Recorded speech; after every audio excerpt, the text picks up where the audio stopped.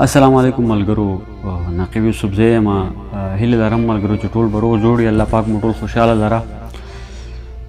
ملګرو یو نظم دی د ارواحات صاحب شاه صابر صاحب د نظم عنوان دی د یوې کلاشۍ پیغلې په نوم. ډېر بهترین او په زړه پورې نظم دی. خو د هغې نه مخکې ملګرو زما د یوټیوب چینل ځان سره سبسکرایب کړئ. که دا ویډیو ښه خوښه شوه نو د خپلو ملګرو سره شیر هم کړئ او لایک یې هم کوئ. خامخا دغه نظم ټولو کتونکو ته ډالۍ دی. دا نظم تر اخره وګوره، ډېر بهترین نظم دی. د حسن د ګلونو د رنګونو بلې شمې، د حسن د ګلونو د رنګونو بلې شمې، د غرونو د ښایست په ګړنګونو بلې شمې، د نوي پیغلتوب په بام ولاړې جادوګرې، په زړه کې د شاعر د محبت نوي سندرې. منم چې ته د ډېرو خوشحالو سره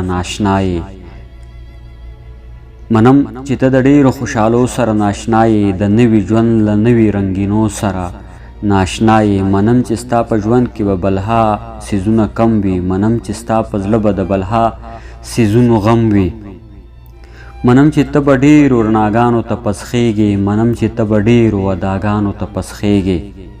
منم چې ستا د کلي په کورونو کې تیارې دي، منم چې ستا جامې لږې خیرنې دي، زړې دي. خو ته د خپل ښایست د پیغلتوبه خبر نه یې، خو ته د خپل تهذیب د سړیتوبه خبر نه یې. ته دلته د فطرت د رنګینو په غېږ کې اوسې، ته دلته د قدرت د تماشو په غېږ کې اوسې. ته دلته بله شمع د رنګونو د قیامت یې، ته دلته کې ښایست یې لیونتوب یې محبت یې. ته دلته د انګورو د ترخو اوبو خمار یې، ته دلته د خپل زړه د خپل خوښې خپل اختیار یې. شپېلۍ وخې چې ګرځي په پټو کې، چې زړه دې وشي ګډه شي د کلي په کوڅو کې. د خپل زړه خپلې خوښې د انا په تار غږېږي، په چا چې دې زړه ورشي د هغه سره ګډېږي. بېغمه ناخبره د ثواب او د ګناه یې، خو بیا هم په زړه سپینه یې، معصومه یې، صفا یې. د ژوند د بېوسۍ د مصیبت خبره نه یې، د نوم منافقت د مصلحت خبره نه یې. دا ته چې د کوم نوي ژوند خبرې اورېدلې، دروغ دی دا دروغ دی چا دروغ درته ویلې. په هغه ژوند کې څه دي که صفا مې درته ووي، دروغ به درته ښکاري که رښتیا مې درته ووي. د هغه نوي ژوند د سړیتوب بلا کمۍ، د هغه ځای د خلکو څه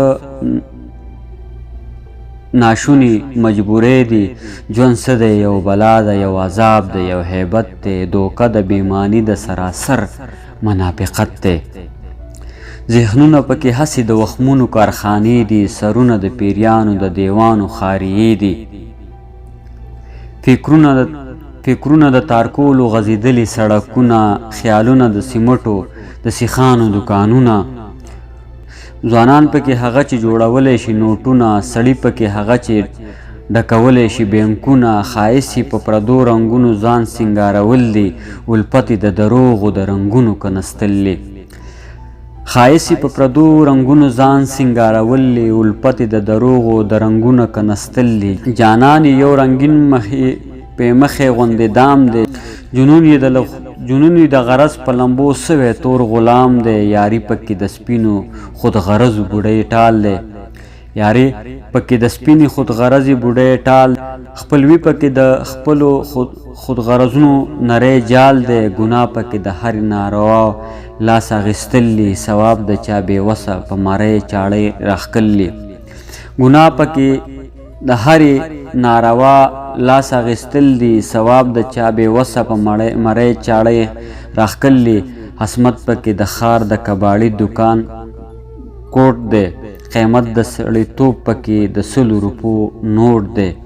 غربت پکې یو شی دی په یوه کاسره کېږي، ایمان پکې د هر څه نه په ښه بیغه خرڅېږي. د حسن د رنګونو دکانونه په پیسو دي، د ښکلو د مخونو تصویرونه په پیسو دي. هر خیال د سړیتوب پکې ناشونی غوندې شی دی، احساس د محبت پکې بېوسه لیونی دی. ژوند څه دی؟ خو د ژوند په حقیقت پورې خندا ده، په حسن پورې ټوکې دي، الفت پورې خندا ده. چې دلته چې دلته را په یاد شي زړه مې ورپي خفه شي ورغلې پر خرونه مې خوله پرانیزي کچه شي چې دلته را په یاد شي زړه مې ورپي خفه شي ورغلې پر خرونه مې خوله پرانیزي کچه شي حیا مې لکه وینه په رګونو کې توده شي حیا مې لکه وینه په رګونو کې توده شي احساس د بېوسۍ لکه ګرمکې را چوکه شي زه خپله د هغه تهذیب د لارو کوڅو ستړی زه خپله د هغه تهذیب د لارو کوڅو ستړی دا ستا سترګو وړاندې د هغې ادیرې مړی په ما که دې څه وسرسي واپس مې را ژوندی کړه په ما مهرباني وکړه د ځانه مې لوګی کړه په ما کې که څه سا وي هغه سا زمانه واخله زما سره که ښه کوي نو ما زمانه واخله اوبه که د انګورو لږې پاتې وي نو راکه زما د وجود وینه په ترخو اوبو صفا که زما خواره دردونه په خیالونو کې را پنډ کړه زما د زړه زخمونه د شلېدلې کږړې ګنډ که ما دلته د دې غرونو د ماښام په دعا رنګ کړه په دې پولو مې ونوله په دې لښتو مې بنګ کړه قربان شمه لوګی شم ما د خپلو سترګو تور کړه قربان شمه لوګی شم ما د خپلو سترګو تور کړه د دې غرونو په دغه ګړنګونو مې راخور که په دې غرونو په دغه ګړنګونو مې راخور کړه. ډېره زیاته مننه ملګرو دا و د ارواښاد صاحب شاه صابر صاحب نظم او الله دې وبخي الله دې دا وایي ډېر ژوند د خوشحالو کې یو بهترین شاعر و د درګۍ د ملکنډ د سیمې اوسېدونکی و دغه د نظم عنوان و بمبوریت د یوې کلاشۍ پیغلې په نوم باندې کیدای شي زما نه پکې یو دوه درې ځایونو کې خطایانې هم وشوې د هغې بخښنه غواړم خو ملګرو زما چینل لازمي سبسکرایب کوئ د نورو ملګرو سره یې شیر هم کوئ او لایک هم کوئ ډېره زیاته مننه.